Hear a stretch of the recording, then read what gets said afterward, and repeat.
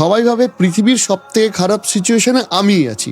এই ডিফিকাল্ট টাইমেও বা এই পারফেক্ট জিনিসগুলো ভাববে কি করে তারা? ডিফিকাল্ট সিচুয়েশনে ভালো ভাবতে গেলে আগে নিজেকে এভাবে ভাবতে হবে, আমি যে চ্যালেঞ্জে আছি এর থেকেও বড় চ্যালেঞ্জে অনেক মানুষ আছে। ওই যে একটা খুব সুন্দর গল্প আছে না, একজন প্রফেসর প্রত্যেকটা স্টুডেন্টকে বলেছে প্রত্যেকের প্রবলেম এখানে লিখে দাও, এবং প্রবলেম লিখে দেওয়ার পর বলছে ধরো তোমার প্রবলেম সলভ হয়ে গেছে, তাহলে তুমি কি করবে?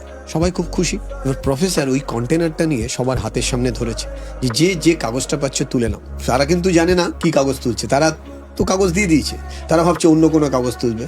তোলার পর দেখছে একজনের প্রবলেম অন্যজনের কাছে গেছে।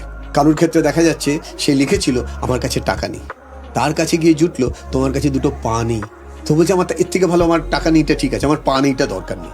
তার মানে প্রত্যেকের প্রবলেম প্রত্যেকের জায়গায় কিন্তু ইউনিক, কিন্তু আমরা অনেক সময় নিজেদের প্রবলেমটাকে এতটা হাইলাইট করি যে ওই প্রবলেম থেকে বেরোনোর জায়গায় আমি প্রবলেমের মধ্যে ডুবে যাই।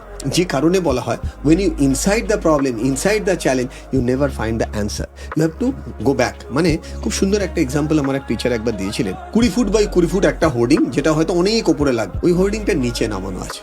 সেটাকে তুমি এত ক্লোজ থেকে দেখছো, তোমার কাছে ওটা কি মনে হবে? মিনিংলেস, বুঝতেই পারবে না। তো ওই ছবিটা বুঝতে গেলে একটু দূর থেকে দেখতে হয়।